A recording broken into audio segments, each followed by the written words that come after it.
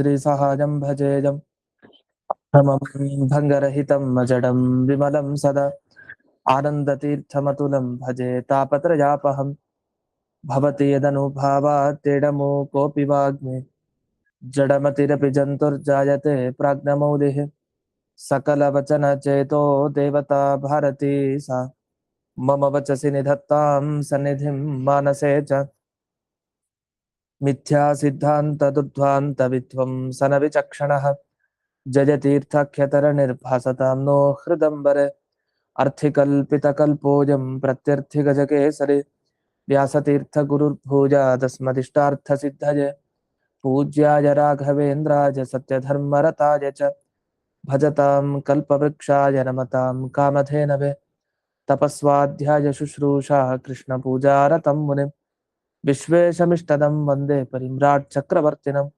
श्रीगुरुभ्यो नमः हरिः ओम्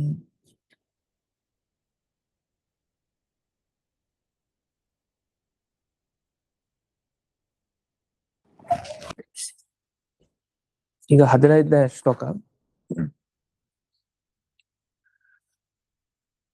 ಶಿಷ್ಯಂ ವ್ಯಾಸಸ್ಯ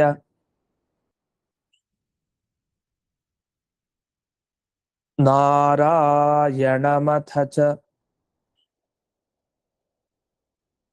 ಗತಂ ಸರ್ವಸೇತುಂ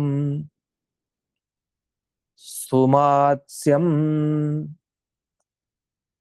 ಸಾಶ್ವಾಸ್ಯಂ ಕೂರ್ಮಕೋಲೌ ನೃಹರಿಮಥಮನುಂ ವಾಮನಂ ಬುದ್ಧರಾಮೌ ವ್ಯಾಸಂ ಕಾಕುತ್ಸ್ಥಕೃಷ್ಣೌ ಅತಿಚಿರಂ ಇತರಾನಂದನಂ ಕಲ್ಕಿಯಜ್ಞೌ ಸಿದ್ಧೇಶಂ ನೌಮಿ ಧನ್ವಂತರಿ ವರವನಿತಾಖ್ಯಂ ತಮೇನಂ ಸ್ಮರಂತಂ.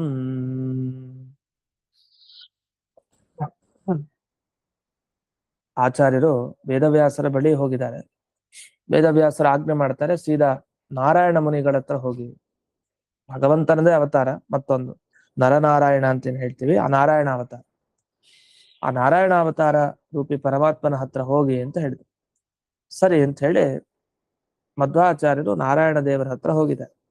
ಹೋದಾಗ ಆ ನಾರಾಯಣ ದೇವರನ್ನ ನೋಡ್ತಾ ಇದ್ದಾರೆ ಮಧ್ವಾಚಾರ್ಯರು. ಆ ಎಲ್ಲಾ ಭಗವಂತನ ರೂಪಗಳನ್ನ ಧ್ಯಾನ ಮಾಡ್ತಾ ಇದ್ದಾರೆ. ದೇವರ ಒಂದ್ ರೂಪ ನೋಡ್ತಾ ಇದ್ರೆ ಒಂದೇ ರೂಪ ನೆನಪಾಗ್ಬಾರ್ದು, ಅವನ ಸಾವಿರಾರು ರೂಪಗಳು ನೆನಪಾಗ್ಬೇಕು. ಎಷ್ಟೆಷ್ಟಿದೆಯೋ ಅಷ್ಟೆಲ್ಲ. ಆಚಾರ್ಯರಂತೂ ಸರ್ವಜ್ಞರು, ಅವರಿಗೆ ನಾರಾಯಣ ರೂಪ ಕಾಣ್ತಾ ಇದೆ ಕಣ್ಮುಂದೆ, ಜೊತೆಗೆ ಅನೇಕ ರೂಪಗಳು ಕಣ್ಮುಂದೆ ಬರ್ತಾ ಇದೆ, ಎಲ್ಲ ಧ್ಯಾನ ಮಾಡ್ತಾ ಇದ್ದಾರೆ. ವ್ಯಾಸಸ್ಯ ಶಿಷ್ಯಂ,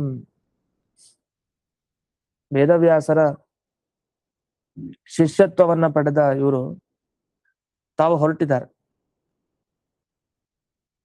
ಎಲ್ಲಿಗೆ ಹೊರಟಿದ್ದಾರೆ ಅಂದ್ರೆ ಸೀದಾ ನಾರಾಯಣ ಮುನಿಗಳ ಹತ್ರ ಹೊರಟಿದ್ದಾರೆ.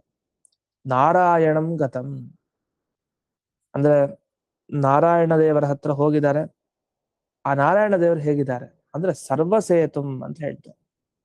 ಎಲ್ಲರಿಗೆ ಸೇತುವೆ ತರ ಇದ್ದಾರೆ.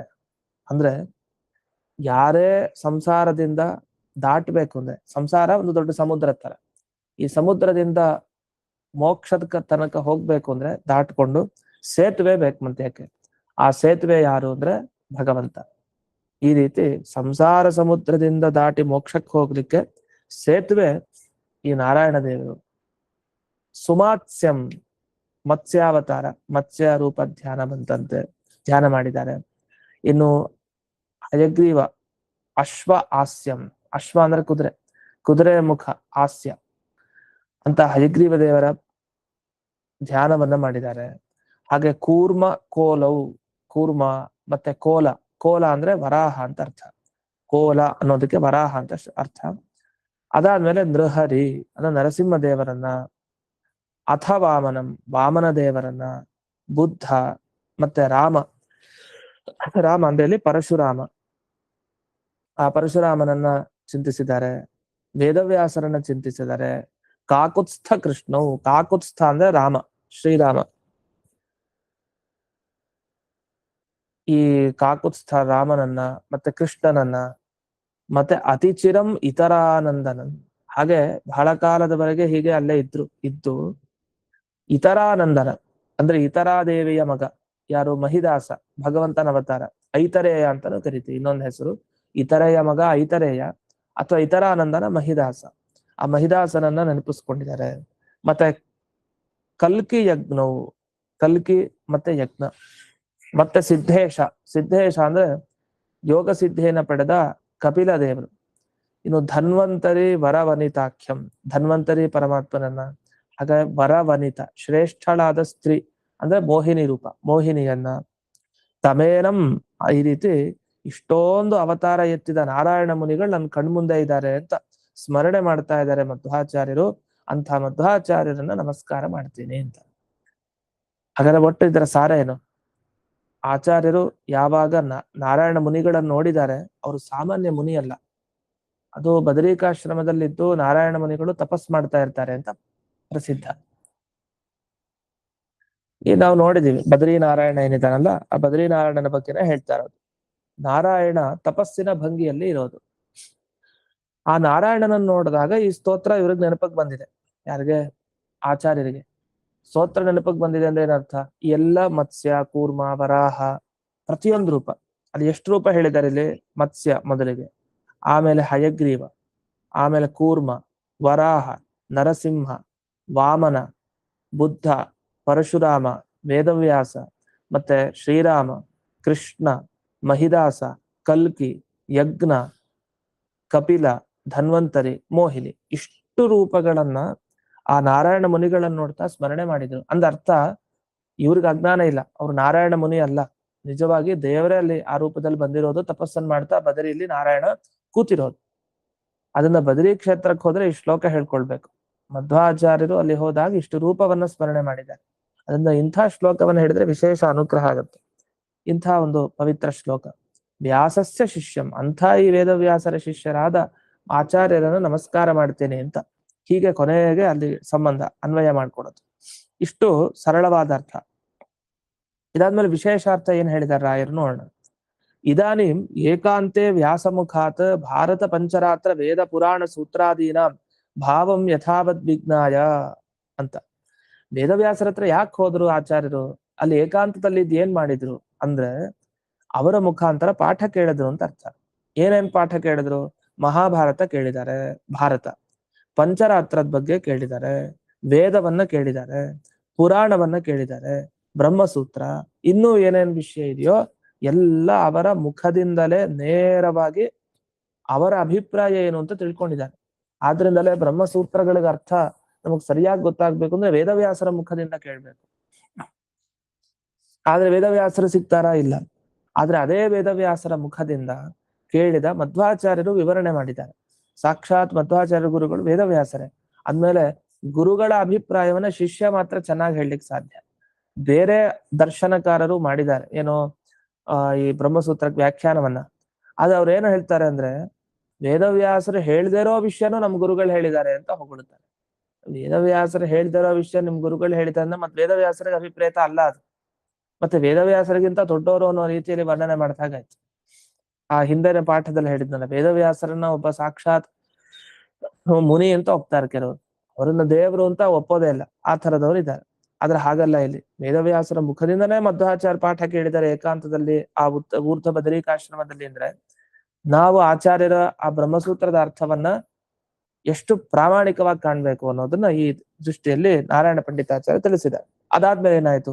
ತತ್ರೈವ ಸ್ಥಳಾಂತರೇ ತಪಸಾ ವಸಂತಮಿವ ಸ್ಥಿತಂ ನಾರಾಯಣಂ ಪ್ರಾಪ್ಯ ತಂ ನಾನಾವತಾರವತ್ತಯ ದಧ್ಯೌ ಇತ್ಯಾಹ. ಏನ್ ಹೇಳಿಕ್ ಹೊರಟಿದ್ದಾರೆ ಅಂದ್ರೆ ಅಲ್ಲೇ ತಪಸ್ಸಿನ ಭಂಗಿಯಲ್ಲಿ ಕೂತಿರೋ ನಾರಾಯಣ ದೇವರಿದ್ದಾರೆ ಬದರಿಯಲ್ಲಿ. ಆ ನಾರಾಯಣ ದೇವರ ಆಶ್ರಮಕ್ಕೆ ಹೋಗಿದ್ದಾರೆ. ತಪಸ್ಸನ್ನು ಹೇಗ್ ಮಾಡ್ಬೇಕು ಅಂತ ತಿಳಿಸ್ತಾ ಇದ್ದಾನೆ ಬದರಿ ನಾರಾಯಣ. ಆ ನಾರಾಯಣ ದೇವರ ಹತ್ರ ಹೋಗಿ ನಾನಾವತಾರ ವತ್ತಯ, ಅನೇಕ ಅವತಾರ ಒಂದು ಅಂತ ಹೇಳಿ ದಧ್ಯೌ ಧ್ಯಾನವನ್ನು ಮಾಡ್ತಾ ಇದ್ದಾರೆ ಅಂತ. ಇಷ್ಟನ್ನೆಲ್ಲ ಈ ಶ್ಲೋಕದಲ್ಲಿ ಹೇಳ್ತಾ ಇದ್ದಾರೆ ಅಂತ. ಇದು ಗೂಢಭಾವ ಪ್ರಕಾಶಿಕದಲ್ಲಿ ರಾಯರು ಪೀಠಿಗೆಯನ್ನು ಕೊಟ್ಟರು ಈ ಶ್ಲೋಕ ಯಾಕೆ ಹೊರಟಿದೆ ಅಂತ. ಇದಾದ್ಮೇಲೆ ವ್ಯಾಸಸ್ಸ ಶಿಷ್ಯಂ ಅಂದ್ರೆ ಈ ವೇದವ್ಯಾಸರ ಹತ್ರ ಉಪದೇಶ ಪಡೆದ ನಂತರ ನಾರಾಯಣಂ ಗತಂ, ನಾರಾಯಣ ದೇವರ ಹತ್ರ ಹೋಗಿರೋ ಇವರು ಏನಂತ ಪ್ರಾರ್ಥನೆ ಮಾಡಿದ್ದಾರೆ ಅಂದ್ರೆ ಯಾವ್ಯಾವ ರೂಪದಿಂದ ಏನೇನ್ ಪಡೆದುಕೊಂಡಿದ್ದಾರೆ, ಕಥಂ ಸ್ಮರಂತಂ ಸ್ಮರಣೆಯನ್ನ ಹೇಗ್ ಮಾಡಿದ್ದಾರೆ ಅಂದಾಗ ಸರ್ವಸೇತುಂ ಅಂತ ಮೊದಲು ಬಂತು. ಸರ್ವಸೇತು ಅನ್ನೋ ಶಬ್ದಕ್ಕೆ ಸರ್ವ ಜಗದ್ ಆಶ್ರಯ ಅಂತ ಅರ್ಥ ಬಿಡಿಸಿದ್ದಾರೆ. ಸರ್ವ ಅಂದ್ರೆ ಎಲ್ಲ, ಎಲ್ಲ ಅಂದ್ರೇನು ಎಲ್ಲಾ ಜಗತ್ತು, ಅದೊಂದು ಚಿಕ್ಕ ಪ್ರಾಣಿ ಆಗ್ಬಹುದು, ಒಂದು ಮರ ಆಗ್ಬಹುದು, ಯಾವುದೇ ಆಗ್ಬಹುದು, ಎಲ್ಲದಕ್ಕೂ ಸ್ವಾಮಿ ಬೇಕೇ ಬೇಕು, ಅವನೇ ಸೇತುವೆ. ಸರ್ವ ಜಗತ್ತಿಗೆ ಆಶ್ರಯ. ಸುಮಾತ್ಸ್ಯಂ ಶೋಭನ ಮತ್ಸ್ಯ ರೂಪಂ ಅಂತ ಅರ್ಥ. ಸು ಅಂದ್ರೆ ಶೋಭನ, ಮತ್ಸ್ಯ ಮೀನು, ಮೀನಿನ ರೂಪ, ಒಳ್ಳೆ ರೂಪ ಭಗವಂತನ, ಸಾಮಾನ್ಯ ಮೀನಲ್ಲ ಅದು. ನೀರಿನಲ್ಲಿ ಕಾಣೋ ಮೀನಿನ ತರ ಮತ್ಸ್ಯ ಅಂತ ತಿಳ್ಕೊಂಡ್ರೆ ತುಂಬಾ ಅಬದ್ಧ. ಆ ಮತ್ಸ್ಯರೂಪಿ ಪರಮಾತ್ಮನ ವರ್ಣನೆಯನ್ನು ಮಾಡ್ತಾರೆ ಭಾಗವತದಲ್ಲೆಲ್ಲ, ಹೇಗಿತ್ತು ಆ ಮತ್ಸ್ಯ ರೂಪಿ ಪರಮಾತ್ಮ ಅಂತ.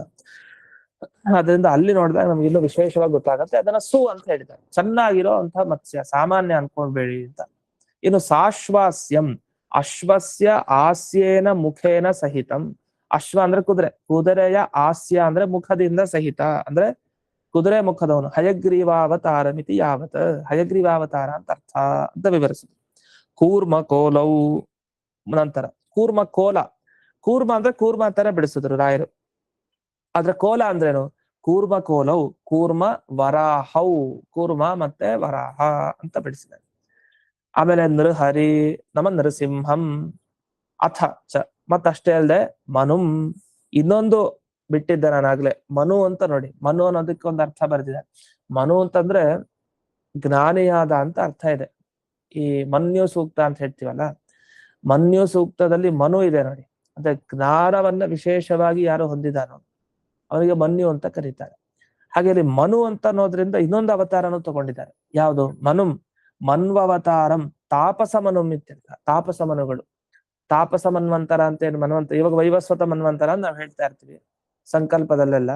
ತಾಪಸ ಮನ್ವಂತರ ಏನಿದೆ, ಆ ತಾಪಸ ಮನ್ವಂತರಕ್ಕೆ ಅಧಿಪತಿ ತಾಪಸ ಮನು, ಅದು ಸಾಕ್ಷಾತ್ ಭಗವಂತನ ಅವತಾರ. ಅದನ್ನ ಇವರು ಸ್ಮರಣೆ ಮಾಡಿದ್ದಾರೆ ಆಚಾರ್ಯರು ನಾರಾಯಣ ಮುನಿಗಳಲ್ಲಿ. ಇನ್ನು ವಾಮನಂ ಬುದ್ಧ ರಾಮೌ, ರಾಮೌ ಅನ್ನೋ ಶಬ್ದದಿಂದ ಪರಶುರಾಮನನ್ನು ತಗೊಳ್ಬೇಕು ಅಂತ ವ್ಯಾಖ್ಯಾನ ಮಾಡಿದ್ರು. ಬುದ್ಧ ಪರಶುರಾಮೌ. ವ್ಯಾಸಂ ಅಂದ್ರೆ ವೇದವ್ಯಾಸಂ. ಕಾಕುತ್ಸ್ಥ ಕೃಷ್ಣವು, ಕಾಕುತ್ಸ್ಥ ಅಂದ್ರೆ ರಾಮ, ಅದನ್ನ ರಾಮಕೃಷ್ಣವು ಅಂತ ವ್ಯಾಖ್ಯಾನ ಮಾಡಿ ಇತರಾನಂದನಂ ಐತರೇಯಂ ಅಂತ ಹೇಳಿ. ಇತರಾನಂದನಂ ಅಂದ್ರೆ ಯಾರು? ಐತರೇಯಂ ಅಂದ್ರೆ ಮಹಿದಾಸಂ ಇತ್ಯರ್ಥ, ಮಹಿದಾಸ. ಕಲ್ಕಿ ಯಜ್ಞ ಈ ಎರಡು ರೂಪ. ಸಿದ್ಧೇಶಂ ಇತ್ಯುಕ್ತೆ ಕಪಿಲಂ, ಸಿದ್ಧೇಶ ಅಂದ್ರೆ ಕಪಿಲ ಅಂತ ವ್ಯಾಖ್ಯಾನ ಮಾಡಿದ್ರು. ಇನ್ನು ಧನ್ವಂತರಿ ವರವನಿತ, ಶ್ರೇಷ್ಠ ಸ್ತ್ರೀ ಅಂದ್ರೆ ಅಂಥ ಸ್ತ್ರೀ ಜಗತ್ನಲ್ಲಿ ಸಿಗಲ್ಲ, ಅಂದ್ರೆ ಯಾರು ಅಂದ್ರೆ ಮೋಹಿನಿ ಅಂತ ಅರ್ಥ. ಇಂಥ ಎಲ್ಲ ರೂಪಗಳನ್ನ ಆ ನಾರಾಯಣ ಮುನಿಗಳಲ್ಲಿ ಧ್ಯಾನ ಮಾಡ್ತಾ ಇರೋ ಆಚಾರ್ಯರನ್ನ ನಾನು ನಮಸ್ಕಾರ ಮಾಡ್ತೇನೆ ಅಂತ. ಇಷ್ಟು ರಾಯರ ವ್ಯಾಖ್ಯಾನ. ಇಲ್ಲಿ ವಿಗ್ರಹ ವಾಕ್ಯದಲ್ಲಿ ನಿಮಗೆ ಸುಮಾತ್ಸ್ಯ ಅನ್ನೋದಕ್ಕೆಲ್ಲ ವಿಗ್ರಹಗಳನ್ನು ಕೊಟ್ಟಿದ್ದಾರೆ, ಅದನ್ನೆಲ್ಲ ನೋಡಿ. ಸುಮಾತ್ಸ್ಯ ಅಂದ್ರೆ ಮತ್ಸ್ಯಸ್ಯ ಇದಂ ಸುಮಾತ್ಸ್ಯಂ ಶೋಭನಂ ಮಾತ್ಸ್ಯಂ ಯಸ್ಯ ಸಹ ಅಂತ. ಅಂದ್ರೆ ಅದಕ್ಕೆ ಅರ್ಥ ಏನು? ಮತ್ಸ್ಯಕ್ಕೆ ಸಂಬಂಧಪಟ್ಟಿದ್ದು ಮಾತ್ಸ್ಯ ಅಂದ್ರೆ ಮೀನಿಗೆ ಸಂಬಂಧಪಟ್ಟಿದ್ದು ಏನೋ ಒಂದು ರೂಪ, ಒಳ್ಳೆಯ ಮೀನಿಗೆ ಸಂಬಂಧಪಟ್ಟ ರೂಪ ಏನಿದೆ ಅದನ್ನ ಹೊಂದಿರೋದು ಯಾವುದೋ ಅಂತ ಭಗವಂತನಿಗೆ ಸುಮಾತ್ಸ್ಯ ಅಂತ ಕರೀತಾರೆ. ಮತ್ಸ್ಯ ಅಂತ ಹೇಳಿಲ್ವಲ್ಲ, ಸುಮಾತ್ಸ್ಯ ಅಂತ ಹೇಳಿದ್ರಲ್ಲ, ಅದಕ್ಕೆ ವಿವರಣೆ. ಮತ್ತೆ ಸಾಶ್ವಾಸ್ಯ ಅಂದಿನರ್ಥ ಅಶ್ವಸ್ಯ ಆಸ್ಯಂ, ಕುದುರೆಯ ಮುಖ ಅಶ್ವಾಸ್ಯಂ, ಅಶ್ವಾಸ್ಯದ ಜೊತೆಗೆ ಇರೋನು ಸಾಶ್ವಾಸ್ಯ ಅಂದ್ರೆ ಹಯಗ್ರೀವ ಅಂತ ಅರ್ಥ. ಹೀಗೆ ಈ ವಿಗ್ರಹ ವಾಕ್ಯಗಳನ್ನು ಬಿಡಿಸಿರ್ತಾರೆ, ಅದನ್ನ ನೀವು ಗಮನಿಸ್ಬೋದು, ಅಂದ್ರೆ ಇನ್ನೂ ಸ್ಪಷ್ಟವಾಗಿ ಅರ್ಥ ಆಗತ್ತೆ ಒಂದೊಂದು ಶಬ್ದಕ್ಕೂ. ಇನ್ನು ಕಾಕುತ್ಸ್ಥ ಅಂತ ಒಂದು ಶಬ್ದ ಬಂತು. ಕಾಕುತ್ಸ್ಥ ಅಂದ್ರೆ ಏನು? ಕಕುದಿ ತಿಷ್ಠತೀತಿ ಕಾಕುತ್ಸ್ಥ, ಕಕುದಿ ತಿಷ್ಠತೀತಿ ಕಕುತ್ಸ್ಥಃ, ಕಕುತ್ಸ್ಥಸ್ಯ ಅಯಂ ಕಾಕುತ್ಸ್ಥಃ ಕಾಕುತ್ಸ್ಥಶ್ಚ ಅಂತೆಲ್ಲ ಬಂತು. ಅದು ಕಕುತ್ಸ್ಥ ಅಂತ ಒಬ್ಬ ರಾಜ ಬರ್ತಾನೆ ಇಲ್ಲಿ ಸೂರ್ಯ ವಂಶದಲ್ಲಿ, ರಾಮನ ವಂಶದಲ್ಲಿ. ಅವ್ರೇನಂದ್ರೆ ಕಕುದಿ ತಿಷ್ಠತಿ, ಅವ್ನು ಯುದ್ಧ ಮಾಡ್ಬೇಕಾದ್ರೆ ಈ ಎತ್ತು ಇರುತ್ತಲ್ಲ, ಆ ಎತ್ತಿನ ಈ ಡುಬ್ಬ ಮೇಲಿನ ಭಾಗ, ಬೆನ್ನಿನ ಮೇಲೆ ಏನು ಡುಬ್ಬ ಇರುತ್ತಲ್ಲ ಮೇಲಿನ ಭಾಗ, ಕಕುತ್ ಅಂತ ಕರೀತಾರೆ. ಆ ಕಕುತ್ ಅಲ್ಲಿ ಮೇಲ್ ಕೂತ್ಕೊಂಡು ಅವನು ಯುದ್ಧ ಮಾಡ್ತಾ ಇದ್ದ. ಅದಕ್ಕೆ ಕಕುತ್ಸ್ಥ ಅಂತ ಅವನಿಗೆ ಹೆಸರು. ಸೂರ್ಯವಂಶದಲ್ಲಿ ಬರೋ ರಾಜ, ಅವನ ವಂಶದಲ್ಲಿ ಬರೋನು, ಆದ್ರಿಂದ ಕಾಕುತ್ಸ್ಥ ಅಂತ ಶ್ರೀರಾಮನಿಗೆ ಹೆಸರು. ಅದನ್ನಲ್ಲಿ ಕಾಕುತ್ಸ್ಥ ಅಂತ ಕರೆದಿದೆ. ಇದು ಇತರಾನಂದನ ಅಂದೇನು? ಇತರಾಯಾಹ ನಂದನ, ಇತರೆಯ ಮಗ ಅಂತ ವ್ಯಾಖ್ಯಾನವನ್ನು ಮಾಡಿದ್ರು. ಇಷ್ಟು ಇಲ್ಲಿ ಅನೇಕ ರೂಪಗಳನ್ನ ಧ್ಯಾನ ಮಾಡಿದ್ರ ಬಗ್ಗೆ ಉಲ್ಲೇಖ ಮಾಡಿದ್ರು. ಇದು ಮುಂದಿನ ಶ್ಲೋಕಕ್ಕೆ ಹೋಗೋಣ. ಇವರೆಗೆ ಅನೇಕ ರೂಪಗಳನ್ನ ವರ್ಣನೆ ಮಾಡಿ ಮುಂದೆ ಇನ್ಯಾವುದಾದ ರೂಪವನ್ನ ಇಲ್ಲಿ ಧ್ಯಾನ ಮಾಡ್ತಾರ ಅಂತಂದ್ರೆ ಅದಕ್ಕೆ ಮುಂದೆ ವಿವರಣೆ ಮಾಡ್ತಾ ಹೋಗ್ತಾರೆ.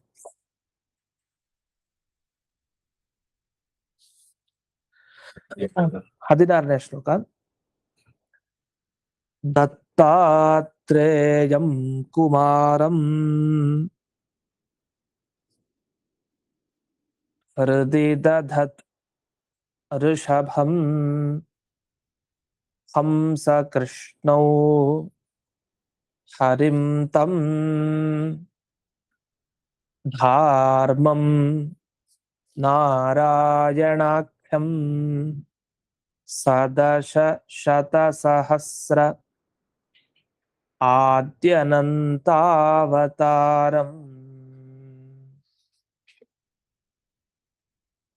ತನ್ನುನ್ನಃ ತತ್ವಸೂಕ್ತ್ಯೈ ವರಮುಚಿತ ನರೈಃ ಏವ ಸೇವತ್ವಂ ಆಪ್ತಃ ಕೃಚ್ಛ್ರಾತ್ ಯಾತ್ರೋನ್ಮುಖೋ ಮೇ ಸಗತಿರಪಿ ಹರಿಃ ವ್ಯಾಸನಾರಾಯಣಾಖ್ಯಃ. ಇನ್ನು ಅನೇಕ ರೂಪಗಳನ್ನು ಚಿಂತಿಸಿದಾರಂತೆ ನಾರಾಯಣ ಮುನಿಗಳಲ್ಲಿ. ಒಂದು ದತ್ತಾತ್ರೇಯ, ದತ್ತಾತ್ರೇಯ ರೂಪಿ ಪರಮಾತ್ಮ. ಆದ್ರೆ ಈಗಿನ ಕಾಲದಲ್ಲಿ ನಾವು ನೋಡೋ ದತ್ತಾತ್ರೇಯ ಆ ರೂಪ ಅಲ್ಲ, ಇದು ಅದ್ಭುತವಾದ ದತ್ತಾತ್ರೇಯ ರೂಪ ಇದೊಂದಿದೆ. ಅದರ ವರ್ಣನೆಯನ್ನ ಭಾಗವತಲ್ಲೆಲ್ಲ ಮಾಡ್ತಾರೆ, ಆ ದತ್ತಾತ್ರೇಯ. ಇನ್ನು ಕುಮಾರ, ಸನತ್ ಕುಮಾರರು ಅಂತ ಅರ್ಥ. ಋಷಭಾವತಾರಿ ಪರಮಾತ್ಮ, ಋಷಭ ದೇವ ಏನಿದ್ದಾರೆ ಭರತನ ತಂದೆ ಋಷಭ. ಇನ್ನು ಹಂಸ ಕೃಷ್ಣವು, ಹಂಸ ಹಾಗೆ ಕೃಷ್ಣ, ಹಂಸಾವತಾರ ಮತ್ತೆ ಕೃಷ್ಣಾವತಾರ. ಇನ್ನು ಧರ್ಮಂ, ಧಾರ್ಮಂ ಅಂದ್ರೆ ಧರ್ಮ ಪ್ರಜಾಪತಿಯ ಮಗ ಹರಿ, ಅಂದ್ರೆ ಯಮಧರ್ಮರಾಯನ ಮಗನಾಗಿ ಅವತಾರ ಮಾಡಿದ ಒಂದು ರೂಪ ಇದೆ, ಧಾರ್ಮಂ ಹರಿಂ ಅಂತ ಅದನ್ನ ನೆನಪಿಸ್ಕೊಂಡಿದ್ದಾರೆ. ಇನ್ನು ಸದಶ ಶತಸಹಸ್ರಾದ್ಯನಂತ ಅವತಾರಂ. ಇನ್ನು ದಶ ಅಂದ್ರೆ 10, ಮತ್ಸ್ಯಾದಿ 10, ಮತ್ತೆ ಶತ ಅಂದ್ರೆ 100, ಅಂದ್ರೆ ನಾರಾಯಣಾದಿ 100 ರೂಪ. ಸಹಸ್ರ ಅಂದ್ರೆ ವಿಶ್ವಂ ವಿಷ್ಣುರ್ವ ಷಟ್ಕಾರ, 1000 ಭಗವಂತನ ರೂಪ. ಇದೇ ಮೊದಲಾದ ಅನಂತ ಅವತಾರ, ಅನೇಕ ಅವತಾರ, ಎಷ್ಟು ಅಂತ ಹೇಳಲಿಕ್ಕೆ ಬರೋದೇ ಇಲ್ಲ, ಅಷ್ಟು. ಆ ಎಲ್ಲ ಅನಂತ ಅವತಾರಗಳನ್ನ ಚಿಂತಿಸಿದ್ದಾರೆ. ಅನಂತ ಅವತಾರ ಅಂದ್ರೆ ಅಜಿತಾದಿ ಅನಂತ ರೂಪ ಅಂತ ಹೇಳ್ತಾರೆ. ಅಜಿತ ಅಂತ ಒಂದು ಭಗವಂತನ ರೂಪ. ಈ ಕೂರ್ಮಾವತಾರ ಆದಾಗ ಮಂದರ ಪರ್ವತದ ಒಳಗಡೆ ಇದ್ದು ಆ ಮಂದರ ಪರ್ವತವನ್ನು ಧರಿಸೋ ರೂಪ ಇದೆ ಒಂದು, ಅಜಿತ ಅಂತ, ಆ ಅಜಿತ ರೂಪ. ಹೀಗೆ ಅನೇಕ ರೂಪಗಳು, ಇದನ್ನೆಲ್ಲ ಧ್ಯಾನಿಸ್ತಾ ಇದ್ದಾರೆ. ಮತ್ತೆ ಧಾರ್ಮಂ ನಾರಾಯಣಾಖ್ಯಂ, ಹೀಗೆ ಧರ್ಮಪುತ್ರ, ಈ ರೀತಿ ಇಂಥ ನಾರಾಯಣನ ಹೃದಯದಲ್ಲಿ ಧ್ಯಾನ ಮಾಡ್ತಾ ಆ ನಾರಾಯಣ ಮುನಿಗಳು ಪ್ರೇರಣೆ ಮಾಡಿದ ಹಾಗೆ ತತ್ವ ಸೂಕ್ತ್ಯೈ ಅಂದ್ರೆ ಸರಿಯಾದ ತತ್ವ ಯಾವುದು ಅದನ್ನ ಜನರಿಗೆ ಹೇಳ್ಬೇಕಾಗಿದೆ. ಅದಕ್ಕೋಸ್ಕರ ಉಚಿತ ನರೈರೇವ ಸೇವ್ಯತ್ವ ಮಾಪ್ತಃ, ಅಂದ್ರೆ ಯಾರಿಗೆ ತತ್ವ ಲಾಭ ಆಗಬೇಕೋ ಅಂಥವ್ರಿಗೆ ಮಾತ್ರ ಸಿಗಬೇಕು, ಬೇರೆಯವ್ರಿಗಲ್ಲ. ಆದ್ರಿಂದ ಅಂಥ ಅನುಗ್ರಹವನ್ನ ಪಡೆದುಕೊಂಡಿದ್ದಾರೆ. ಅಂದ್ರೆ ಮಧ್ವಾಚಾರ್ಯರ ಶಾಸ್ತ್ರ ಯಾರಿಗ್ ಸಿಗ್ಬೇಕು? ಮುಕ್ತಿ ಯೋಗ್ಯರಾದ ಸಾತ್ವಿಕ ಅಧಿಕಾರಿಗಳಿಗೆ ಮಾತ್ರ, ಎಲ್ರಿಗೂ ಅಲ್ಲ. ಆ ವಿಷಯವನ್ನ ನೆನ್ಪಿಟ್ಕೊಳ್ಬೇಕು. ಉಚಿತ ನರೈಹಿ, ಎಲ್ಲಾ ಮನುಷ್ಯರಿಗಲ್ಲ ಇದು, ಎಲ್ಲರೂ ಅಧಿಕಾರಿಗಳಲ್ಲ. ಆ ರೀತಿಯ ಒಂದು ವರ ಅವ್ರಿಗೆ ಸಿಕ್ತು. ನೀವು ಹೋಗಿ ಈ ತತ್ವಗಳನ್ನ ಪ್ರಚಾರ ಮಾಡಿ ಯಾರು ಯೋಗ್ಯರೋ ಮುಕ್ತಿಗೆ ಅವ್ರಿಗೆ ಮಾತ್ರ ಇದು ಸಿಗತ್ತೆ, ಎಲ್ರಿಗೂ ಸಿಗಲ್ಲ. ಕೃಚ್ಛ್ರಾತ್ ಯಾತ್ರೋನ್ಮುಖ, ಆದ್ರೆ ಮಧ್ವಾಚಾರ್ಯರಿಗೆ ಪ್ರೇರಣೆ ಆದ್ಮೇಲೆ ಹೋಗ್ಲಿಕ್ಕೆ ಇಷ್ಟ ಆಗ್ತಾ ಇಲ್ವಂತೆ. ಪುಣ್ಯಕ್ ಬಂದ್ರು ಆಚಾರ್ಯರು, ಇಲ್ಲಾಂದ್ರೆ ನಮಗೇನು ಸಿಗ್ತಾ ಇರ್ಲಿಲ್ಲ ವಿಷಯ, ಸರ್ವಮೂಲಗಳೆಲ್ಲ ಸಿಗ್ತಾನೆ ಇರ್ಲಿಲ್ಲ. ಆದ್ರೆ ಅಲ್ಲಿ ನಾರಾಯಣ ಮುನಿಗಳು ಪ್ರೇರಣೆ ಮಾಡಿದ ಮೇಲೆ ಅವರ ವಿರಹ ತಡಿಲಿಕ್ಕೆ ಆಗ್ತಾ ಇಲ್ಲ. ದೇವರ ಹತ್ರ ಇದ್ದವ್ರು ದೇವರನ್ನ ಬಿಟ್ಟು ಬರ್ಲಿಕ್ಕೆ ಯಾರು ಇಷ್ಟಪಡ್ತಾರ? ಕೃಚ್ಛ್ರಾತ್, ಬಹಳ ಕಷ್ಟದಿಂದ ಯಾತ್ರೋನ್ಮುಖ, ದಕ್ಷಿಣ ದಿಕ್ಕಿನ ಕುರಿತು ಪ್ರಯಾಣವನ್ನ ಮಾಡ್ತಾ ಇದ್ದಾರೆ. ಅಂಥ ವ್ಯಾಸನಾರಾಯಣಾಖ್ಯೋ ಹರಿರಪಿ, ಅಂತಹ ಆಚಾರ್ಯರು ವೇದವ್ಯಾಸ ನಾರಾಯಣ ಮುನಿ, ಅಂದ್ರೆ ವೇದವ್ಯಾಸ ರೂಪದಲ್ಲಿ ನಾರಾಯಣ ಮುನಿಗಳೇನಿದ್ದಾರೆ, ನಾರಾಯಣ ರೂಪದಲ್ಲಿ ವೇದವ್ಯಾಸರೇನಿದ್ದಾರೆ, ಅಥವಾ ವೇದವ್ಯಾಸರು ಹಾಗೆ ನಾರಾಯಣ ಎರಡು ರೂಪದ ಹರಿ ಹಾಗೆ ಆಚಾರ್ಯರು ಮೇ ಗತಿ, ನನಗೆ ರಕ್ಷಣೆಯನ್ನ ನೀಡ್ಲಿ, ನನಗೆ ಅವರೇ ಸದ್ಗತಿಯನ್ನು ನೀಡೋರು ಅಂತ ಇಷ್ಟನ್ನ ಪ್ರಾರ್ಥನೆಯನ್ನ ಮಾಡಿದ್ದಾರೆ. ದತ್ತಾತ್ರೇಯಂ ಕುಮಾರಂ ಋಷಭಂ ಹಂಸಕೃಷ್ಣೌ ಧಾರ್ಮಂ ಅಂತ ಇದೆಲ್ಲ ಮತ್ತೆ ವಿವರಣೆ ಮಾಡ್ತಾರೆ. ಈ ವ್ಯಾಖ್ಯಾನದಲ್ಲಿ ಕೆಲವು ವಿವರಣೆ ಇದೆ, ಅದೇನು ಅನ್ನೋದನ್ನ ನಂತರ ಮುಂದಿನ ಪಾಠದಲ್ಲಿ, ಅಂದ್ರೆ ನಾಳೆ ದಿವಸ ನೋಡೋಣ ಅಂತ ಹೇಳ್ತಾ ಇಂದಿನ ಪಾಠವನ್ನ ಸ್ಮತ್ ಗುರುವಂತರ್ಗತ ವ್ಯಾಸತೀರ್ಥ ಗುರುವಂತರ್ಗತ ಭಾರತೀಯ ರಮಣ ಮುಖ್ಯ ಪ್ರಾಣಾಂತರ್ಗತ ಶ್ರೀಮನ್ಮೂಲ ಗೋಪಾಲಕೃಷ್ಣನಿಗೆ ಅರ್ಪಣೆಯನ್ನು ಮಾಡ್ತೀನಿ. ಶ್ರೀಕೃಷ್ಣ ಅರ್ಪಣ. ನಮಸ್ಕಾರ ಸರ್. ನಮಸ್ಕಾರ ಆಚಾರ್ಯ. ಹರಿ ನಮಸ್ಕಾರ ಆಚಾರ್ಯ. ಹರಿಗೆ ನಮಸ್ಕಾರಗಳು.